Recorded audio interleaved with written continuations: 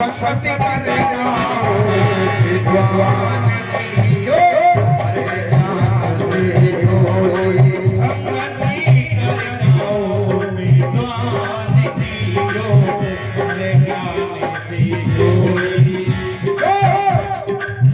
जो हरे ज्ञान से जोड़ी जो हरे ज्ञान से जोड़ी जो हरे ज्ञान से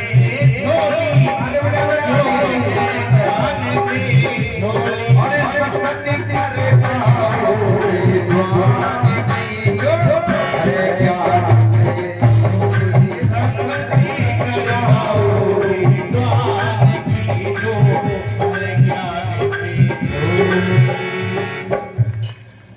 शंकर भगवान की जो भरे ज्ञान से झोली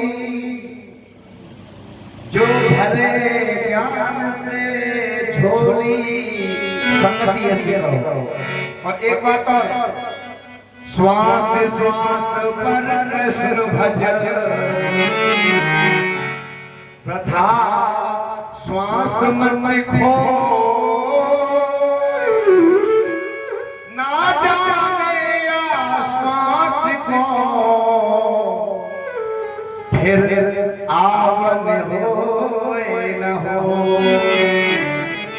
एक बार यदि शरीर से सांस निकल गई ना,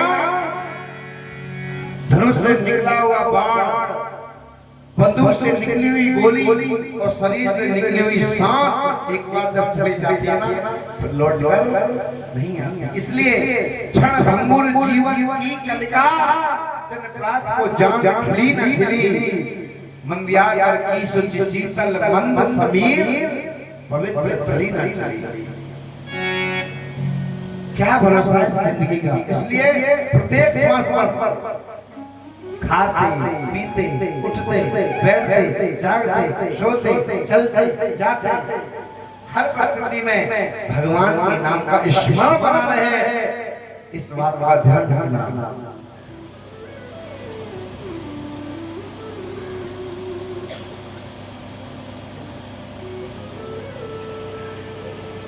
और जब संगत अच्छी हो जाएगी, जितासनो अपने आसन को जीतने वाले बन जाओगे, अच्छी संगत करने वाले बन जाओगे, जितेंद्रिय इंद्रियों को वश में करने के विषय में आप सोचोगे, इंद्रियों को वश में करना आप प्रारंभ कर दोगे, तो ये मन अपने आप वश में हो जाता है। मन को समझाना पड़ेगा। ये जो है ना, तुलसी बाबा ने बहुत सुंदर रामचरितमानस में मन को समझाया। अरे मन, भगवान की जो कथा है वो बड़ी ही मार्मिक है। सकल सुम मंगलदायक रघुनायक गुणगान सागर सुनैते तरई भव सिंधु बिना जल जाय। इस संसार में अरे मन, अरे सच मन, तो इन संसार के विषय वासना को छोड़ करके भगवान का भजन क्यों नहीं करता, जिससे तेरा कल्याण हो।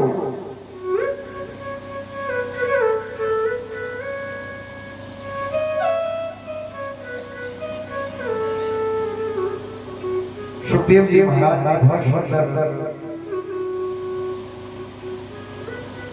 प्रश्न बताया और कहा, राजन, इस संसार में वैराग्य की बात सब करते हैं, परंतु वैराग्य पर कोई पाता है। वैराग्य की बात, ज्ञान की बात सभी करते हैं, पर इन बातों पर कोई पाता है।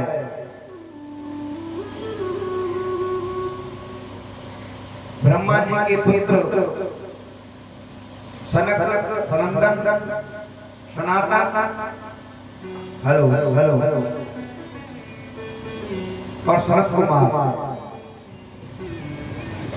ब्रह्मा जी ने आदेश दिया बेटा इस सृष्टि का सृजन करो, इस सृष्टि को उत्पन्न करो, इस सृष्टि को बढ़ाओ।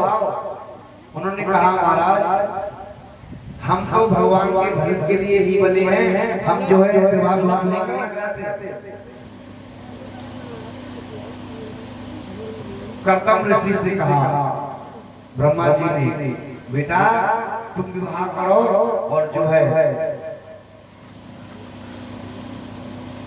विवाह करने के पश्चात इस सृष्टि का सृजन करो।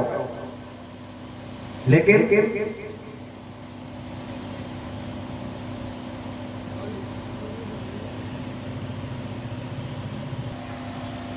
ये 50 रुपए श्रीमान श्री हमारे दो बहन भैया हैं, वंश और विवेक, दोनों भाई हैं। हाँ, वंश और विवेक ये दो भाई मिलकर के भगवत की कथा में अपनी पिता की नेक कमाई से धन अर्जित कर रहे हैं, दान कर रहे हैं। परमात्मा का कल्याण करें। आइए बोले वृंदावन के हरिलाल की। ब्रह्मा जी ने कहा कर्दम जी से बेटा विवाह करो और इस सृष्टि को आगे बढ़ाओ। कर्दम जी ने कहा नहीं पिताजी, हे प्रभु मैं तो भगवान का भजन करने के लिए ही आया हूं, मैं विवाह नहीं करूंगा। ब्रह्मा जी ने कहा बेटा लोग वैराग्य की बात को बहुत कहते हैं पर वैराग्य चल नहीं पाते।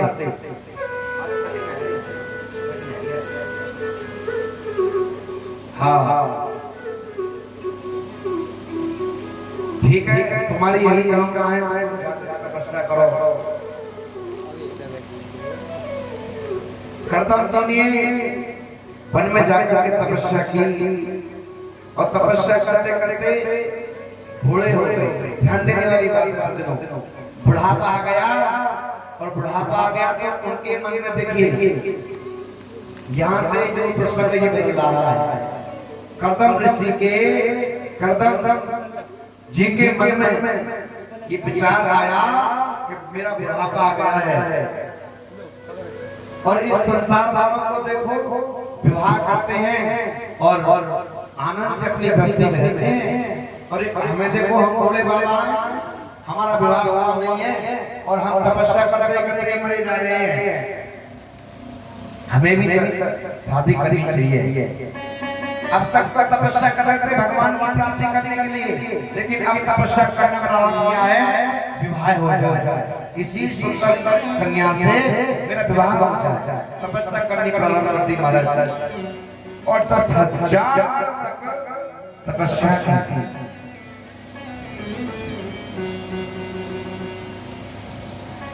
भगवान दर्शन देने के लिए आए।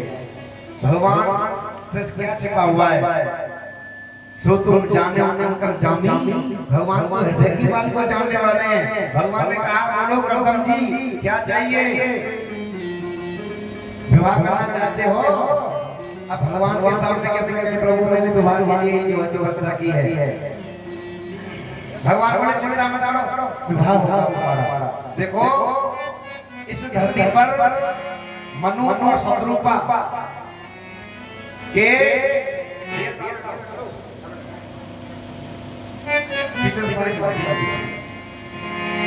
कथा में जब डिस्टर्ब हो जाता है तो अच्छा नहीं लगता। और हम और हमारे गुरुदेव केवल कथा को जब आनंद आता है तो फिर ये मानो कि कोई टीचर पढ़ा रहा हो और आनंद आता है और कोई बीच में डिस्टर्ब कर रहा तो हम कथा को भूल जाते हैं। ये हमारी कमी है। बोलो वृंदावन बिहारी लाल की। कहाँ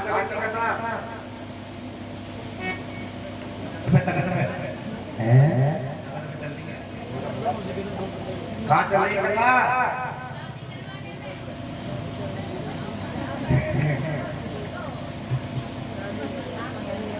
चलो कोई बात नहीं कि तो पानी के बहाने रह गए, इसलिए कहता हूँ कि बात करनी बंद कर दो। अभी भी देखो इन्हें देखो दौड़ रहे हैं।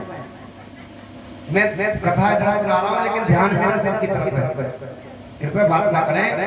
कहाँ कथा चली हुई है, ये बड़े भाग से कथा मिलती है हमारा, कोई राजा रानी कहानी नहीं है, बड़े भाग से कथा मिलती है। बोलो वृंदावन बिहारी लाल की।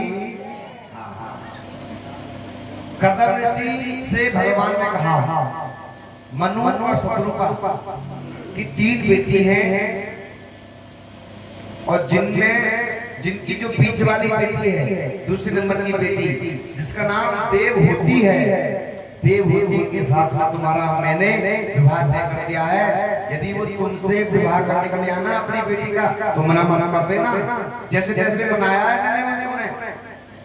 अब कर्दम जी के मन में लड्डू फूट रहे हैं दुआ के, अब भगवान से मना कैसे करें और भगवान से हाँ कैसे करें। बोले प्रभु जी अब विवाह करने का वक्त तो कोई था नहीं, लेकिन आप कह रहे हो तो हम विवाह जरूर कर लेंगे। हाँ कोई बात नहीं है। विवाह के लिए तैयार हो गए। मनु और शत्रुपा अपनी बेटी देवहूति को लेकर के आए और कर्दम जी के साथ में विवाह करके चले गए। कर्दम ऋषि अपनी पत्नी को लेकर के अपनी कुटिया में आए, जैसे कमरा बना हुआ है कुटिया, घास फूस की कुटिया, एकांत में एक बहुत सुंदर आश्रम, नदी के किनारे आश्रम था, बहुत सुंदर कुटिया बनी हुई, घास फूस की कुटिया। महाराज देवहूति ने अब तक राजभवन का आनंद लिया है, लेकिन आज वे गृहस्थी में प्रवेश कर गई हैं। तो देखिए गृहस्थी में प्रवेश करते ही उन्होंने अपने पति की कुटिया को देखा, तो ऊपर आंख उठाकर देखा तो उस कुटिया में हजारों घोंसले हैं, जिनमें अनेकों प्रकार के पक्षी अपने बच्चों के साथ में उस घोंसले में बैठे हुए हैं। देवहूति ने कहा महाराज ये क्या है? बोले देवी ये पक्षी भी इस कुटिया को अपना घर समझते हैं, मेरी नहीं है कुटिया, ये पक्षी भी अपना घर समझते हैं। नीचे नजर गई तो देखा हजारों बिल उस कुटिया के अंदर। बोले महाराज ये क्या है? देवी किसी में सांप रहता है, किसी में बिच्छू रहता है, किसी में मेंढक रहता है, किसी में चूहा रहता है, ये जितने भी जीव है ना ये भी इस कुटिया को अपना घर समझते हैं। बोले बाबा तुम कहाँ रहते हो फिर? महाराज कहाँ रहते हो तुम? बोले देवी वो जो सामने कोने में एक 1.5 फुट का आसन है ना, मैं उसी कोने में रहता हूँ, भजन करता हूँ भगवान का। तपस्या का प्रभाव इतना है कि जो एक दूसरे से कटने वाले हैं, चूहा बिल्ली सांप सब एक जगह दुश्मनी को वैर को त्याग करके खड़े हुए हैं महाराज, विश्राम कर रहे हैं, आनंद ले रहे हैं। देवहूति ने कुटिया के बाहर जाकर देखा तो झरने के नीचे गाय, शेर, चीता, जो हिंसक और अहिंसक दोनों जितने भी जंगल के जानवर हैं सब एक साथ जो है पानी पी रहे हैं। ऐसी तपस्या का प्रभाव, उस प्रभाव देख करके देवहूति की निंद सरसर हो गई। इतना बड़ा संत मुझे पति रूप में मिला है। और आजकल की बहन बेटियों का विवाह ऐसे घर में हो जाता है, पिताजी छोड़कर चले गए, बेटी आज से तुम्हारा जीवन यही है, तुम्हारे पति ये है, तुम्हारा जीवन ये है, हंस के काटो या रो के काटो, बिगाड़ लेगी ससुराल में। और जब माँ बाप का ही साया मिलता है चिंता मत करियो, बस एक फोन कर दियो तो हम दिखाएंगे तेरे सास ससुर में, तेरे हिमालय में दिखाएंगे कौन सा तेरे लड़ने आवे, चल जाएगा घर। जिस बेटी का प्रेम ससुराल से ज्यादा पीहर की तरफ रहता है, उस बेटी के जीवन में कभी भी सुख आ नहीं सकता है। सज्जनों ध्यान देना माताओं, जो बात आज अपनी बेटी का यहाँ तक कि कहा बनाया हुआ है, तेरी सास क्या तो ना रही, तेरे पति कुछ क्या तो ना रहे, बता दियो, फोन कर दियो, मैं देख लूंगी सब, मैं ध्यान देख लगे सब। क्या घर चल जाएगा? वास्तव में सज्जनों यही शिक्षा है कि जब भी अपनी बेटी को विदा करें, महाराज जनक ने अपनी बेटी सीता का विवाह किया तो एक ही शिक्षा दी, बेटी आज से यही तुम्हारी ससुराल है, यही तुम्हारा पिहरे है, यही तुम्हारे भाई बंधु हैं, यही तुम्हारे माता पिता है, यही तुम्हारा सब कुछ है। बेटी ऐसा काम करना जो दो गुणों की इज्जत बनी रहे। उसकी बूंद की तरह होती है बेटियां, उसकी बूंद की तरह होती है बेटियां। इस पर घरबार यदि बेकार हो जाए तो रोती है बेटियां। अरे बेटे तो करते हैं केवल एक ही कुल को रोशन, लेकिन दो दो कुलों को रोशन करती है बेटियां। बेटी मेरे जीवन में कोई ऐसा दाग लगा देना ससुराल में जाने के बाद कि मेरी जिंदगी की जो कमाई है, कौन सी जो मैंने इस संसार में कमाई है, इज्जत, उस इज्जत पर पढ़ा जाए। है किसी बेटी की हिम्मत जो ससुराल से बिगाड़ ले? और पहले ही सिखा बिठा पढ़ाओगे तो क्या होगा? बेटी वो रतन है, वो धन है।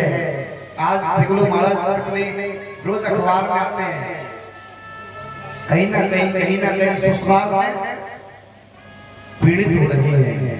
कुछ तो धन लोग के कारण, लोगराज के कारण, और कुछ उनकी शिक्षा के कारण। देवहूति के नेत्र सजल होते कि मेरा इतना बड़ा पति तपस्या के प्रभाव जिससे सारे दुश्मन जो आपस में दुश्मनी करने वाले हैं, दुश्मनी को त्याग करके प्रेम से एक दूसरे के साथ रह रहे हैं। कर्दम ऋषि ने कहा, देवी एक काम करो, देखो आज से ये तुम्हारी कुटिया है, बिगाड़ दो या संभाल दो, ये तुम्हारा काम है। मैं अभी स्नान करके भगवान का भजन करके आ रहा हूँ। और चले जा रहे हैं। प्रभु का नाम ले प्राणी, प्रभु का नाम ले प्राणी। अरे मानव उम्र तेरी, अरे मानव उम्र तेरी यूं ही अब बीतने वाली है। प्रभु का नाम ले प्राणी, प्रभु का नाम ले प्राणी, प्रभु का नाम ले प्राणी, प्रभु भजन भगवान का कर ले, भजन भगवान का कर ले, जो तेरे साथ में जाना है। प्रभु का नाम ले प्राणी, प्रभु का नाम ले प्राणी।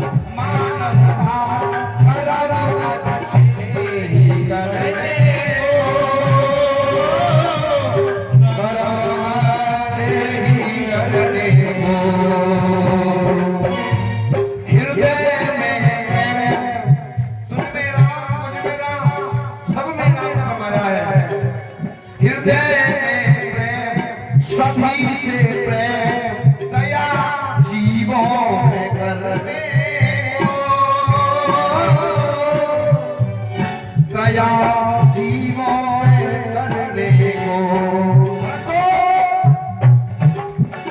मगर उल्टा किया तूने, मगर उल्टा किया तूने, तेरा सब काम ये जाती है भूखा, सामने गाड़ी भूखा, सामने गाड़ी। भजन भगवान का कर ले, भजन भगवान का कर ले, जो तेरे समझाने वाला है प्रभु का, सामने गाड़ी भूखा, सामने गाड़ी।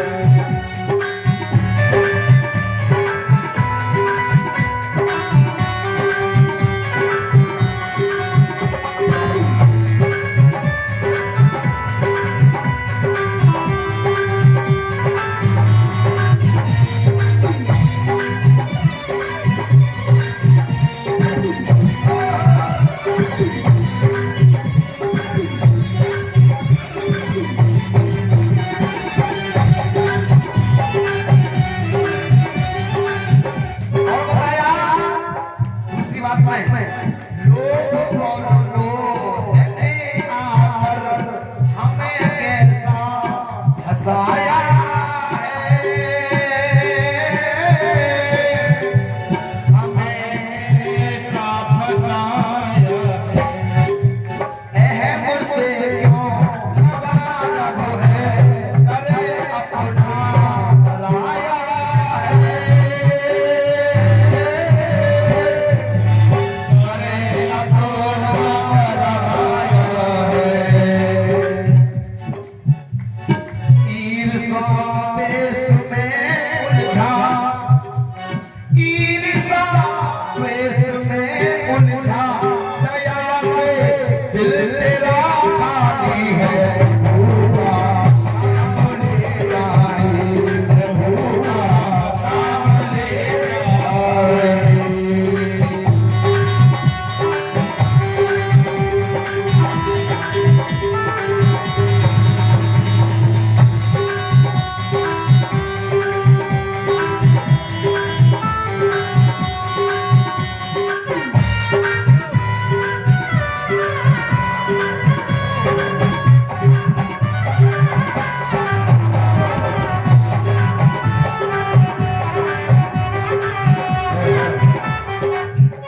बताया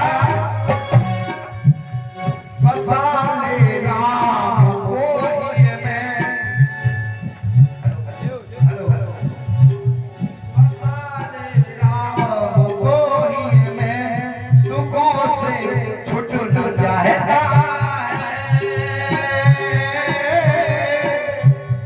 दुखों से छूटना चाहता है, बसा ले राम को ही मैं, दुखों से छूटना चाहता है, दुखों से छूटना चाहता है। वो परमात्मा कैसा है? वो अविनाशी है, घट घट में चराचर में समाया है, चराचर में समाया है। नरेंद्र नादान है हम सब, हरा घर दीप का काफी है। नरेंद्र नादान है हम सब, भरा घर दीप का खाली है, प्रभु का नाम ले प्राणी। भाई से ध्यान और ताली बजा के कहेंगे प्रभु का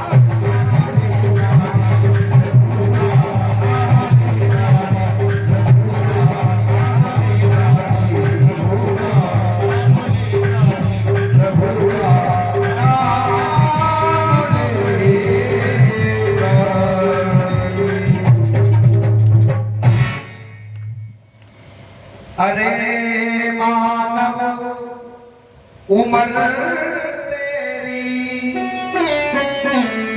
यूं ही अब बीतने वाली है। प्रभु का नाम ले प्राणी।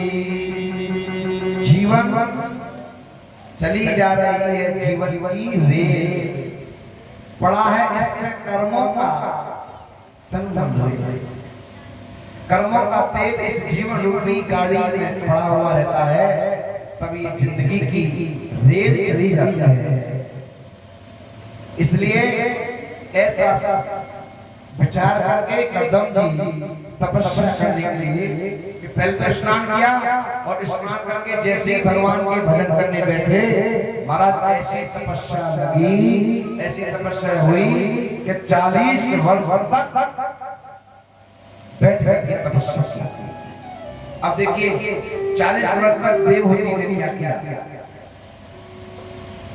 कभी तो अपने पति की पंखा करके हवा खाते, कभी गीले वस्त्र से अपने पति के शरीर को पोंछती। खाने पीने की कुछ है नहीं, कभी फल खा लेती, कभी पत्ते तोड़कर खा लेती। 40 वर्ष तक महाराज ऐसे अपना जीवन बिताया। अच्छा, जो अच्छा खासा भोजन करने वाला हो और उसको भोजन ऐसा मिल जाए तो कब तक उसका शरीर सही रहेगा। अच्छा खासा शरीर भी देवहूति का बुढ़ापा आ गया, मानो ऐसा हो रहा है। जैसे कदम ऋषि की आंख खुली तो अपने कुटिया में बुढ़िया को देखा। बुढ़िया बोले, देवी आप कौन है? देवहूति ने कहा कि हो सकता है मेरे पति भूल गए हो। बोले, महाराज याद कीजिएगा, आज से 40 वर्ष पहले मेरे पिता और मेरी माता मनु शत्रुघ्न ये दोनों आए थे और आपके साथ मेरा कन्यादान, मेरा विवाह करके चले गए थे। और आपने उनसे एक वरदान मांगा था कि जीवन में एक ही बेटा करूंगा, जैसे हमारा एक बेटा हो जाएगा तो मैं तुरंत इस ग्रस्त को त्याग दूंगा। याद कीजिएगा। कर्दम जी ने विचार, बोले देवी कुछ याद तो आ रहा है, याद तो आ रहा है वास्तव में, लेकिन आप अपने पिता के यहाँ क्यों नहीं गए? तो देवहूति ने बहुत सुंदर कर दिया, हे पतिदेव, हे महाराज, बेटी का घर वही होता है जहाँ पिता उसकी सेवा विवाह कर देते। पिता के यहाँ से बेटी की डोली उठती है, लेकिन पति के यहाँ पर सब कुछ होकर के उसकी अर्थी उठती है। केवल यही अंतर है कि बस मेरे पिता तो डोली उठा के चले गए और अब मेरा पूरा जीवन यही व्यतीत करना है, तो फिर मुझे जाना कहाँ है? अच्छा, तुमने खाया क्या? बोले, मैंने कुछ नहीं खाया। कभी फल खा लेती, कभी पत्ते खा लेती, कभी पानी पी लेती। इस प्रकार मैंने 40 वर्ष व्यतीत किए। ऐसी अखंड पतिव्रता नारी की उस भव्यता को देख करके रीझ गए। बोले, देवी आज मैं तुम्हें ऐसा संसार का सुख दूंगा जिसे कभी मिला नहीं। एक तालाब था महाराज, और तालाब में दोनों पति पत्नी गए और कर्दम जी की तपस्या के प्रभाव से उसी तालाब में 9 मंजिल बहुत सुंदर महल बनकर के तैयार हो गया महाराज, जिसमें असंख्य दास दासियां हैं। जो सुख उनको अपने पिता के यहाँ भी नहीं मिला, इतना वैभव, इतना सुख उस महल में दिखाई दे रहा है। बोले, देवी आंख बंद करो और आंख बंद करके इसमें डुबकी लगाओ। दोनों पति पत्नी ने जैसे ही उस तालाब में डुबकी लगाई तो कर्दम ऋषि हो गए 18 साल के और देवहूति को उम्र हो गई शोर ऐसा। कहते हैं आज तपस्या के प्रभाव से यहाँ से इनका आज ग्रस्त जीवन प्रारंभ हुआ है। सुखदेव जी कहते हैं राजन,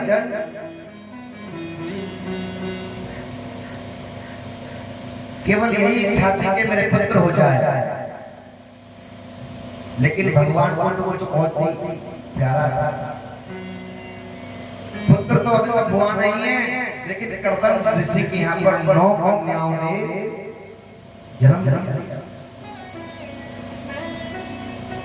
बारी बारी से ये 9 कन्याओं ने जन्म लिया और 9 कन्याओं के बाद में आज इन कन्याओं का नाम बड़ा ही सुंदर कर्दम ऋषि ने रखा। कहते हैं जो सबसे बड़ी है ना, उनका नाम कला है।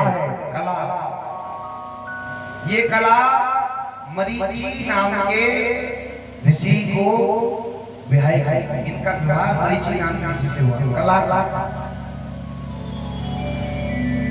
दूसरी पुत्री है अनसुईया, जिनका विवाह अत्रि मुनि के साथ हुआ, जिन्होंने अनसुईया मैया ने अपने पतिव्रता बल के प्रभाव से त्रिदेव ब्रह्मा विष्णु महेश को अपना दूध पिलाया। अनसुईया मैया ने ये कर्दम ऋषि की पुत्री है। दूसरी कहते हैं अरुंधति भी इनकी पुत्री है, जो वशिष्ठ जी महाराज के साथ इनका विवाह हुआ। वशिष्ठ जी महाराज जो भगवान राम के कुल पुरोहित थे। अरुंधति ये भी कर्दम ऋषि की पुत्री है। ऐसे गुणवती 9 कन्याओं ने जन्म लिया, विवाह भी हो गया। लेकिन भगवान की कृपा से आज, क्योंकि भगवान से यही मांगा था, मैं यदि एक पुत्र चाहूंगा और पुत्र भी कैसा होगा कि आप ही मेरे घर पर पुत्र बन करके आओगे तो मैं विवाह करूंगा, और आप जब पुत्र बन करके आओगे तो मैं उसी समय अपने घर को छोड़ दूंगा। ये लेकिन भगवान आए, आज भगवान का स्वागत किया। बोले वृंदावन बिहारी लाल की जय, बोले शंकर भगवान की जय। भगवान का अर्चन बंदन स्वागत पूजन किया। और कौन है? भगवान कपिल देव जी आज पुत्र बनकर के कर्दम ऋषि के घर पर धारे हैं। मैंने कभी कल जो है भगवान के 24 अवतारों में ये कपिल देव जी बारे बताया था। आज भगवान के ऐसे सुंदर रूप को देख करके अपने हृदय में उस झांकी को बसा करके पुनः कर्दम जी वन पर चले गए और तपस्या करने लगे। इधर देवहूति मां ने अपने पुत्र भगवान कपिल को एक सुंदर व्यासगद्दी पर बिठाया और पूछने लगे, हे बेटा, हे प्रभु, हमें भगवान की प्राप्ति कैसे हो? भगवान के चरणों में हमारा मन कैसे लगे? और बेटा, ये जो इंद्री है ना, इंद्री कौन कौन सी 5 कर्मेंद्री होती हैं, 5 ज्ञानेंद्री होती हैं, एक मन होता है। ये आंख कहती है कि मुझे बहुत सुंदर दृश्य देखने को मिले, मुझे बहुत सुंदर दिखाई दे, ये आंख चाहती है। कान चाहते हैं कि मुझे बहुत सुंदर संगीत सुनने को मिले। जिह्वा चाहती है कि बहुत सुंदर स्वादिष्ट भोजन मिले। ये नाक चाहती है कि हमें बहुत सुंदर सूंघने को मिले। कान, नाक, आंख, ये सब जितनी भी इंद्रिय है ना, ये सब मुझे अपनी तरफ खींचती हैं। इन इंद्रियों से छुटकारा कैसे मिला जाए? भगवान कपिल ने कहा भैया इन इंद्रियों के मुख को, प्रत्येक मुख को भगवान से जोड़ दिया जाए। आंख देखना चाहती है बहुत सुंदर, तो हम जब भी देखे ना, मेरे घर के आगे प्रभु जी तेरा मंदिर बन जाए। जब खिड़की खोलूं तो, जब खिड़की खोलूं तो तेरा दर्शन हो जाए। मेरे घर के आगे प्रभु तेरा मंदिर बन जाए। अच्छा ब्यास जी एक बार पूछ लो भक्तों से, भाई कौन कौन भक्त ऐसे हैं जो घर के आगे मंदिर बनवाना चाहते हैं? एक बार हाथ उठाओ। आधे तो यह सोच रहे घर के आगे मंदिर बन गया तो डोंकी कहां से निकलेगी? हाँ, लेकिन ये भाव है भक्त का, अगर घर के आगे मंदिर बन जाए तो हर सुबह जब मेरी आंख खुले तो उनका दर्शन हो जाए। ये भक्त का भाव है। ऐसा नहीं है घर के दरवाजे पे मंदिर बन जाए, पर डोंकी कहां से निकलेगी? हाँ, ऐसे भक्त हैं। एक बार भाव से जयकारा हो जाए, बोले बाके बिहारी की जयकारे में दम नहीं है। एक बार जोर से जयकारा। तब पीछे तो अम्मा बात कर रही है, रामवती अम्मा बात कर रही है, बात मत करो। एक बार जोर से जयकारा हो जाए, बोले बाके बिहारी की। चलो काम चला लेंगे इतने से। और जब खिड़की खोलूं तो